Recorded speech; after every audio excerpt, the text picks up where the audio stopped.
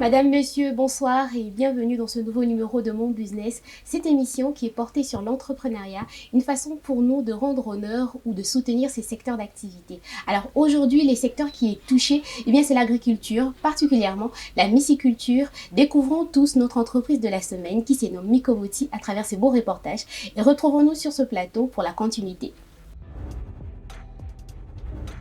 C'est dans ces sanctuaires dédiés à la myciculture que la magie de l'entreprise Mikomoti opère. Dans un calme absolu, loin de tout et à l'abri de la chaleur où nous pouvons observer la poussée des champignons appelés pleurotes. C'est donc dans ce secteur d'activité assez particulier que notre business de la semaine est porté. La culture des champignons, un travail laborieux qui nécessite une dose de passion à la chose, comme nous l'explique un de leurs personnels. Je suis un membre de l'entreprise Mikomoti. En ce qui concerne la culture de nos champignons, tout débute par des résidus de bois qui sont trempés environ 3 minutes dans l'eau, ensuite séchés au soleil et mélangés à d'autres composts.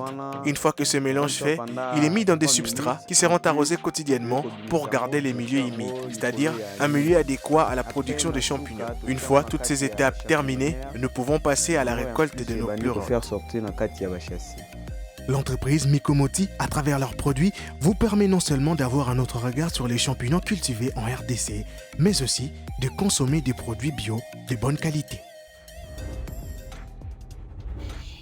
Après cet élément qui vous a permis d'en savoir un peu plus sur Mikomoti, l'entreprise choisie cette semaine, de retour sur ce plateau avec le numéro 1 de la boîte, Monsieur Grégory Nzemoti. Bonsoir, Monsieur Grégory. Bonsoir, madame. Bienvenue dans notre plateau de Mon Business. Merci beaucoup. Alors, j'ai dit tout à l'heure que vous étiez le CEO, le numéro 1 de la boîte de Mikomoti.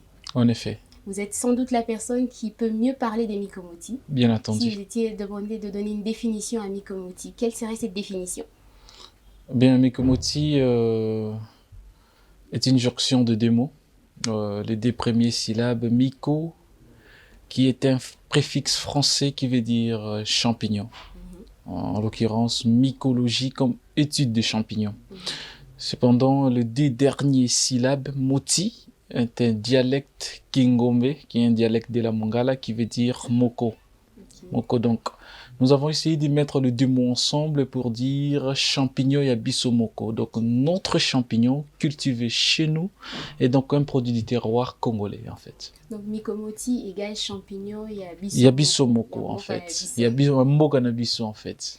Et vous êtes dans ce secteur d'activité qui est la myciculture depuis un long moment? En effet, je suis dans ce secteur depuis 2017. Depuis 2017. Oui. Est-ce que vous avez déjà eu à travailler pour quelqu'un avant de vous lancer dans l'entrepreneuriat? Non, pas du tout. Je n'ai pas eu à travailler pour quelqu'un, mais au début, j'étais comme un intrapreneur. Okay. Donc, ça veut dire que j'étais autonome dans une autre entreprise. C'est-à-dire, je ne faisais qu'exploiter le statut de l'autre entreprise qui était Jeunesse Future.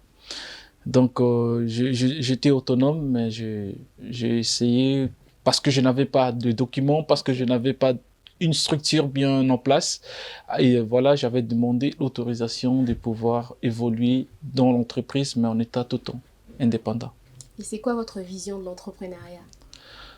Bon, ma plus grande vision de l'entrepreneuriat, c'est vraiment créer des richesses, créer des emplois, parce que vous savez, il y a très peu des Congolais, des Africains ont la chance d'aller à l'université. Hein. Ça, c'est très peu. Là. Les pourcentages de ceux qui vont à l'université, c'est très peu. Mais le vrai problème est que même ceux qui vont à l'université ont des problèmes pour évoluer après les études. Ont des sérieux problèmes. Alors moi, je me dis, si ceux qui sont allés à l'université ont de sérieux problèmes de se retrouver dans la vie, qu'en serait-il de ceux qui n'ont pas eu cette chance d'être à l'université, de faire des grandes études? Alors moi, je me suis lancé dans l'entrepreneuriat pour être une sorte de solution à côté de l'État, pour créer des emplois pour les autres là, qui n'ont pas eu cette chance d'aller à l'université, de même pour ceux qui sont allés à l'université et qui sont à la recherche des emplois. Et qu'est-ce que ça vous rapporte, vous, être entrepreneur, œuvrer dans l'entrepreneuriat, ça vous rapporte quoi? Bon, œuvrer dans l'entrepreneuriat chez moi, c'est, comme je l'ai dit, c'est créer des richesses. Moi, ça m'aide à me soutenir moi-même et à créer une sorte de d'auto-prise en charge pour moi. En termes, un chiffre d'affaires.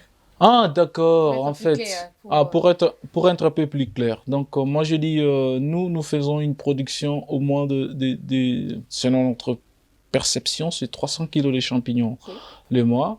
1 kilo revient pratiquement en moyenne à $7. Donc, vous avez les calculs. Donc, une affaire de 2100 dollars le mois. 2100 dollars le mois. De chiffre d'affaires, oui. C'est parti avec quel capital comme ça?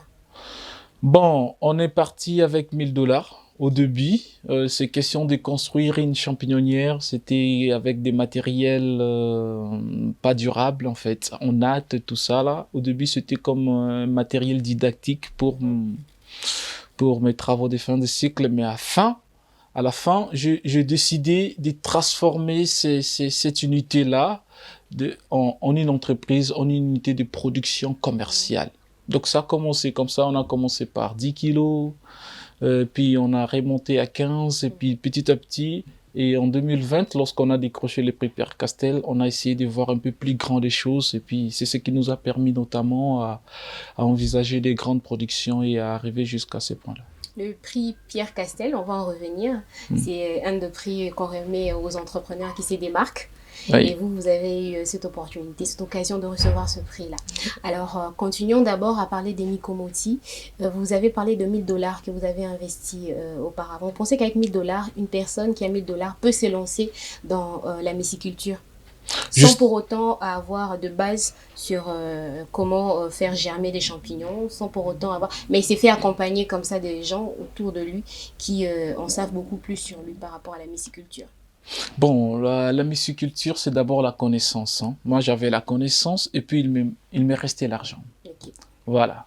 Et moi, je dis avec 1000 dollars, on peut se lancer, mais bien avant, il faut avoir la connaissance, il faut avoir une formation adéquate parce que c'est une culture particulière, vraiment différente de toutes les autres, puisque les champignons ne sont pas des végétaux ni les animaux.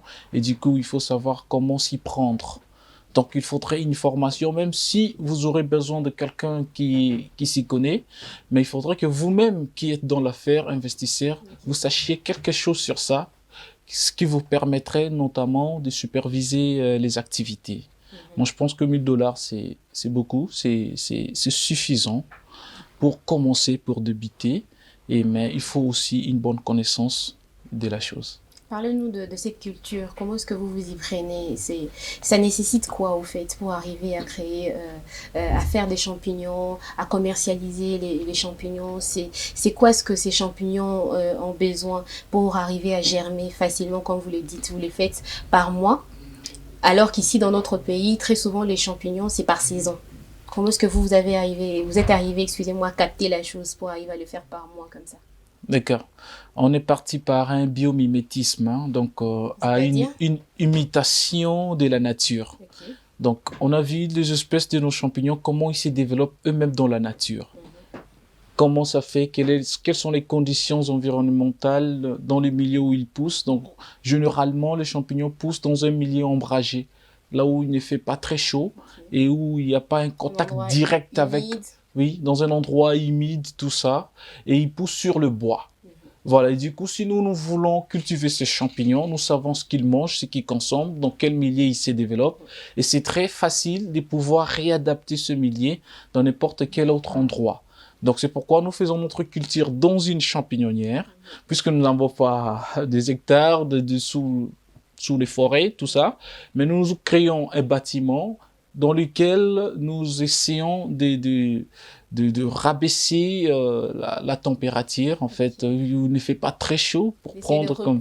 cet environnement on essaie de reproduire, voilà, et cet environnement, et puis, ouais, justement. Et comme nous ne pouvons pas abattre les arbres pour cultiver nos champignons, nous utilisons les poussières de bois. Les résidus des sciages, tout ça là, les poussières de bois, les copeaux, c'est ce que nous utilisons pour cultiver nos bois. Mais pour donner à ces poussières la forme du bois, nous utilisons des sachets thermorésistants pour compresser ces poussières-là. Et puis du coup, ça nous donne la forme d'un tronc d'arbre dans lequel nous allons mettre les semences de champignons qui vont se développer. Et pour que ça pousse, il faut augmenter l'humidité. Nous avons les champignons naturels, sauvages, poussent généralement à la fin de la saison sèche, début saison pluie. Et du coup, voilà, ce sont les premières pluies qui déclenchent cette récolte. Les premières pousses des champignons. Et du coup, lorsque les semences de champignons se développent à l'intérieur de nos sacs de culture, et pour déclencher la pousse, nous pulvérisons, nous arrosons, nous augmentons l'humidité à l'intérieur de la chambre, et puis du coup, les champignons commencent à pousser. Voilà, ça c'est un peu ce qui nous permet d'imiter carrément la nature, et voilà pourquoi nous avons les champignons. Et surtout, le plus grand secret, c'est que dans la nature, le bois prend beaucoup plus de temps pour se dégrader et de disponibiliser les aliments aux champignons. Ce qui veut dire que dans la nature, pour que le bois se dégrade, il faut au moins généralement un mois, un an, une année carrément, hein, pour que les champignons arrivent à consommer les éléments nutritifs qui sont à l'intérieur de ce bois. Mais nous prenons le bois, nous les trempons dans l'eau, question d'accélérer un peu la dégradation du bois, et puis nous les chauffons avec le feu dans la pasteurisation, question de nettoyer un peu l'environnement, de donner à nos champignons cultivés un milieu moins riche en compétiteurs. Dans la nature, il y a beaucoup de compétiteurs, il y a beaucoup d'autres créatures qui rentrent en compétition avec les champignons sauvages, donc ce qui donne à eux beaucoup plus de travail pour pouvoir se développer. Mais à nos champignons, nous donnons un milieu un peu propice. C'est pourquoi ils se développent plus rapidement. Et puis, ce qui fait qu'à chaque mois, nous avons des champignons. Mais nos champignons sont essentiellement naturels, mais ils sont cultivés. Ce ne sont pas artificiels, mais ils sont naturels, cultivés.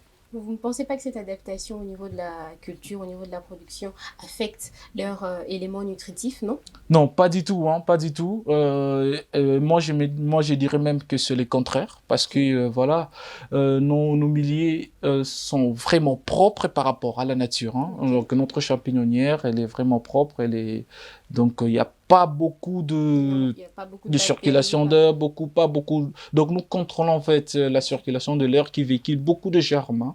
Et puis il n'y a pas de risque qu'un mollusque marche au-dessus de nos champignons ou un autre, l'antilope pisse dessus. Non. Donc nos champignons sont vraiment propres, et puis vous verrez que nos champignons n'ont pas de sable parce qu'ils sont suspendus donc à des centimètres. Même par leur couleur. Hein, même par la couleur elle est bonne, elle est belle. Donc nos champignons sont beaux par rapport à ce qui se développe, et même donc, la différence, elle est là. La différence, elle est là. Ouais. Alors, parlez-nous de challenges que vous avez eu à relever depuis le début de la création de Mikomoti jusqu'à aujourd'hui. C'est quoi ces challenges que vous relevez chaque jour comme ça, ou ce que vous avez eu à relever au début de la création de votre entreprise? Ah, d'accord. Au début de la création de notre entreprise, nous, on voulait vraiment faire de cette culture de champignons vraiment une entreprise qui produit et qui a sa marque.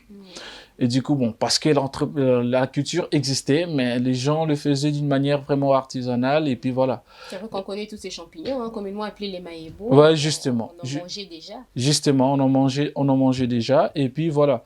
Moi, je voudrais le faire de la plus belle manière, en fait, de la plus belle manière. Donc, nous avons commencé la culture, et puis on pensait que parce que le champignon n'est pas présenté aux Congolais, comme vous l'avez dit, ils connaissent, ils appellent ça maïebo, donc c'est un truc inclus dans la culture congolaise.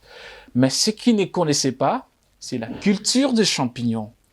C'est la culture des champignons. Donc, quand vous dites à quelqu'un, bon voilà, ces champignons, nous les avons cultivés, et du coup, voilà, ça élève des questionnements. Ça intrigue. Ouais, justement, ça intrigue. Comment ils arrivent à le faire? On n'en a jamais entendu parler. C'est peut-être forcément lié à l'utilisation des engrais chimiques, tout ça là, parce qu'ils ne connaissaient pas la culture, comment ça se passe. Et puis voilà, on en a parlé. Moi, j'ai commencé même à faire des porte-à-porte dans mon quartier Rigini. J'ai commencé à faire des porte-à-porte pour expliquer nos produits et voilà, les présenter à nos clients. Et du coup, ça prendrait de l'ampleur, ça prenait de l'ampleur et les gens commençaient à venir chercher des produits chez nous. Moi, j'ai dit, bah, ça y est, les quartiers ont laï. Maintenant, il faut chercher des supermarchés, c'était qui ont des rayons frais.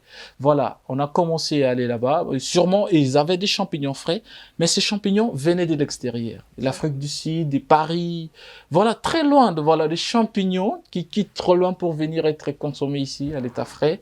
Moi, j'ai dit, bon, vous faites tout ce travail-là, et voilà, imaginez qu'il y ait devant vous, se tient quelqu'un qui peut vous produire ces champignons ici. Qu'est-ce que vous en dites? Voilà.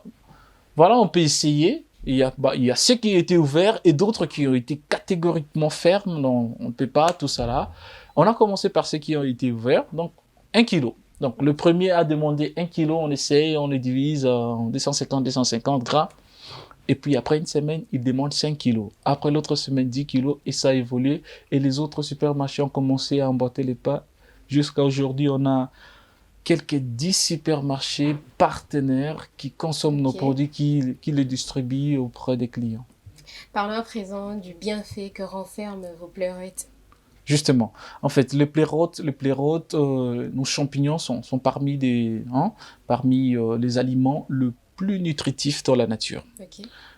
Le premier, c'est la spiruline. Mais la spiruline n'est pas vraiment un aliment, c'est un additif alimentaire. C'est un peu comme les algues. Hein. 50 grammes de la spiruline coûte pratiquement $50. 50 grammes, c'est vraiment peu. Alors, les champignons, c'est vraiment un aliment. Du coup, pourquoi? Pourquoi il est très important? Pourquoi on l'appelle même un aliment sain?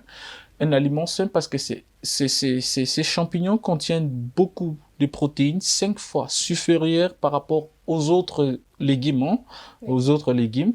Mais aussi, ça n'a pas de cholestérol. Les champignons ont un taux vraiment faible en cholestérol, mais encore plus important, c'est que ça contient des principes actifs qui régulent le taux de cholestérol dans le sang, dans notre corps.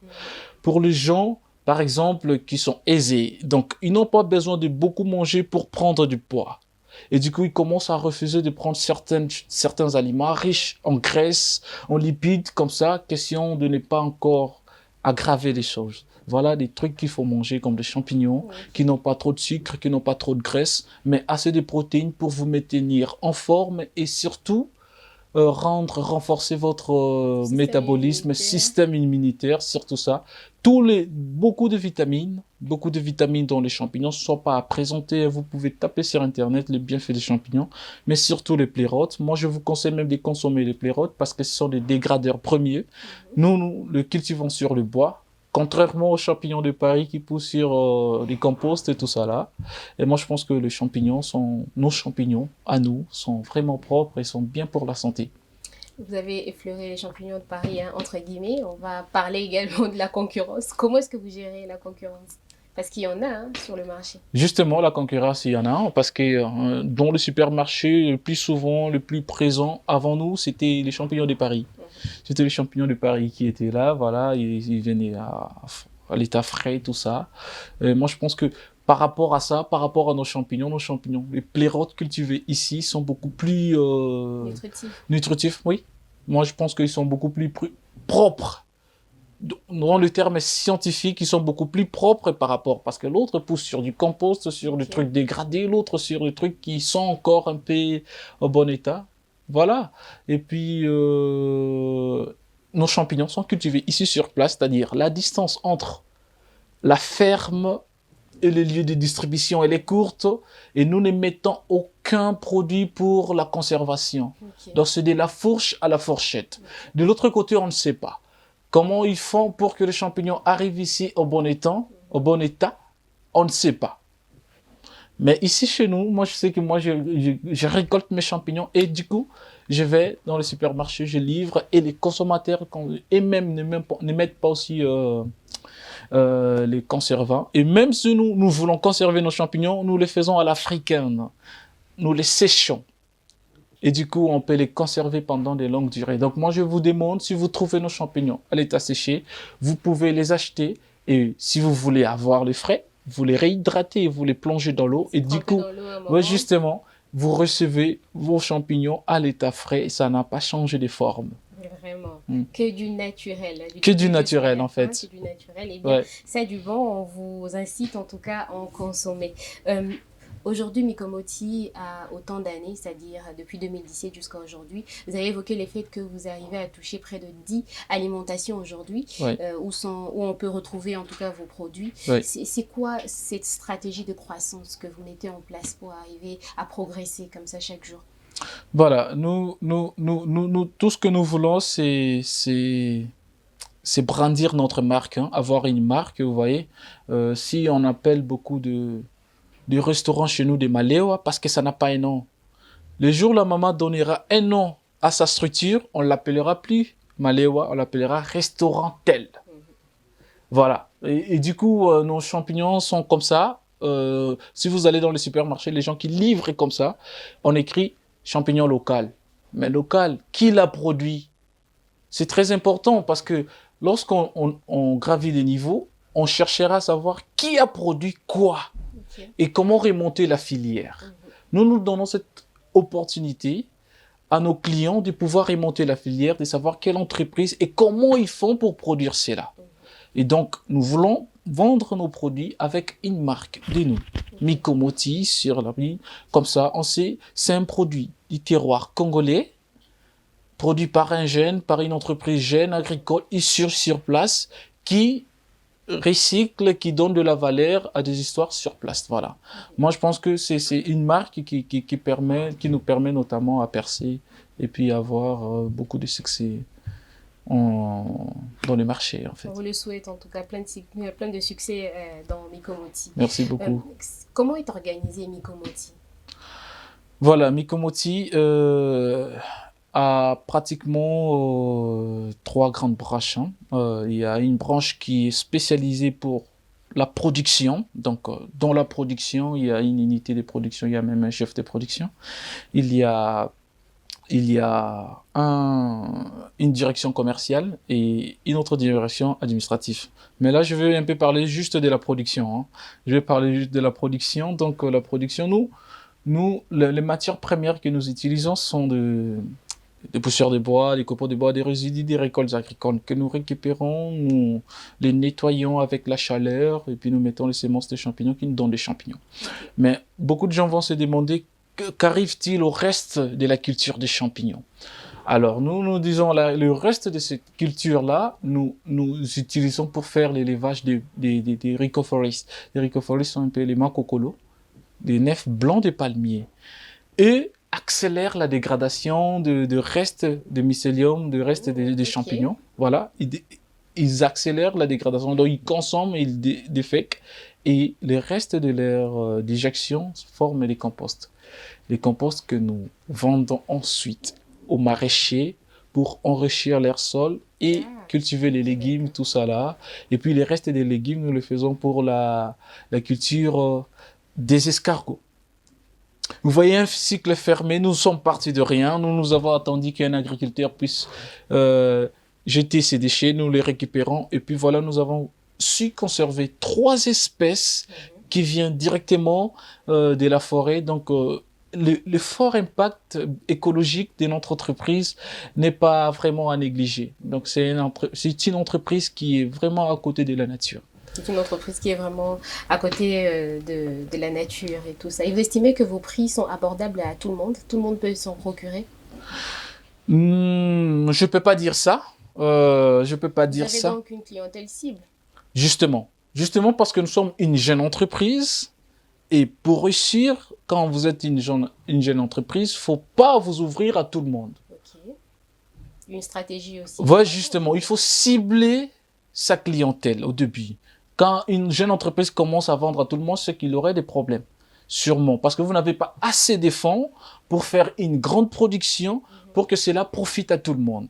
Au début, il faut chercher des gens qui peuvent acheter vos produits et que ce prix vous permette notamment d'évoluer. Okay. Voilà. Moi, j'ai l'habitude de dire que des fois, le tout le monde tue le monde. Okay. Le tout le monde tue le monde. Le fait de vouloir produire pour tout le monde, on commence à penser à l'utilisation de certaines choses pour booster la croissance peut-être par exemple comme le poulet. Hein? Tout le monde a tué le monde. Donc le poulet biologique, le poulet de chair. On a voulu faire des brassages, des espèces, améliorer tout ça là. Et puis les poulets, on les bombarde des aliments concentrés et des antibiotiques. Et aujourd'hui, on a des poulets moins chers, mais à quel prix de la santé? À quel prix de la santé? Et moi, je pense que pour les champignons, je n'aimerais pas qu'on arrive là. Nous faisons une culture qui est tout à fait normale. Nous avons nos charges. Et puis voilà, nous ne pouvons pas nous lancer directement dans le tout le monde. Nous ciblons notre marché. Mais une fois que nous avons des moyens suffisants qui nous permettraient de produire en grande quantité tout en réduisant les coûts, c'est en ce moment-là que le prix pourrait s'adapter aux moyens de revenus de chaque classe de la population. Eh bien, Monsieur Greg Zemotti, parlons à présent du prix Pierre Castel et de l'impact que cela a eu dans votre entreprise. Oui, le prix Pierre Castel a C'est quoi d'abord le prix Pierre Castel? Le prix Pierre Castel, c'est le prix de la Fondation Castel. La Fondation Castel qui régule. Donc, ça gère beaucoup de brasseries en Afrique, hein. Notamment chez nous, c'est l'Abracongo, qui est le partenaire clé de la Fondation Castel. C'est une fondation qui récompense des jeunes agriculteurs, des jeunes entrepreneurs qui œuvrent dans le domaine agricole, dans les agripreneurs. Donc, la première édition était en 2020. Et nous avons eu l'opportunité de gagner pour la première fois, donc la première édition de ces concours-là qui récompensent les jeunes agriculteurs. Donc l'impact dans notre structure, elle était vraiment grande, vraiment grande. Donc on pensait faire des choses de la manière la plus belle. Par exemple, nous étions dans l'ancien système, faire des trucs dans les sachets, tout ça là.